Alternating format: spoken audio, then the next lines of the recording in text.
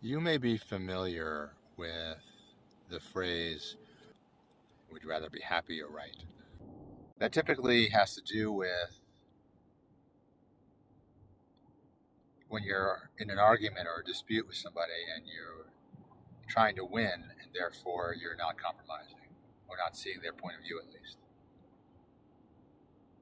So that's getting rid of the need to be, that's getting rid of the need to be right or seen as good in order to have harmony.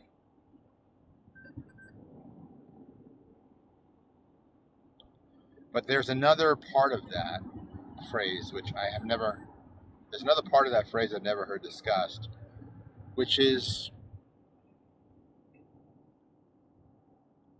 this, that it exists even if there's no contrary point of view or no actual person in front of you with a contrary point of view.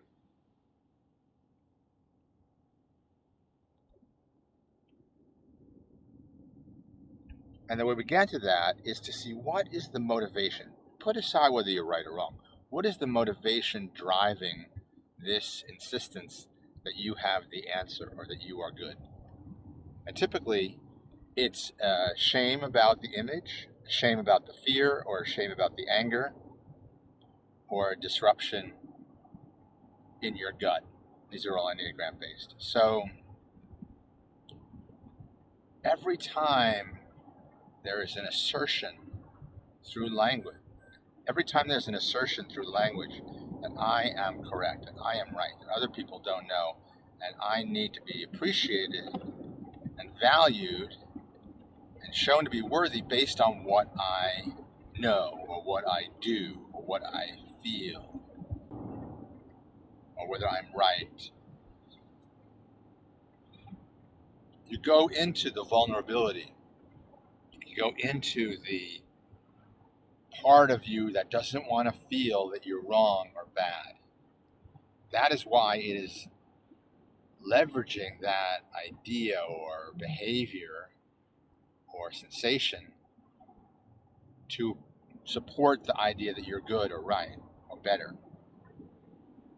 And it's perfectly fine that it's doing that, but the problem is then you're attached to being right and there's inflexibility. Even if there's not another person who is in front of you who is arguing another point of view, the very act of saying, I know how this is, I know what should be done, I know what is right and wrong, irrespective of whether you actually do know or are right or wrong, is disowning, disintegrating, moving away from a part of the self.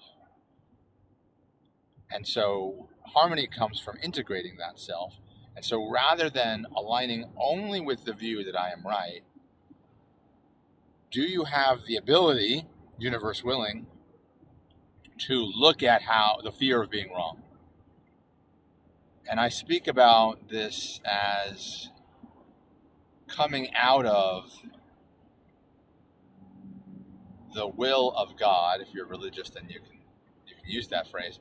But the other way to look at it, if you're not religious, is what I call UPPDL. That is the unavoidable polarization of the projection of divine light.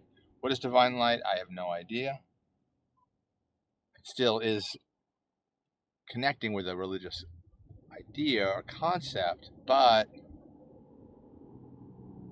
by not defining it as a being that is putting off the light, but just saying that there's this light, we can find a humility and in the same time a wish to bring unity, bring integration again.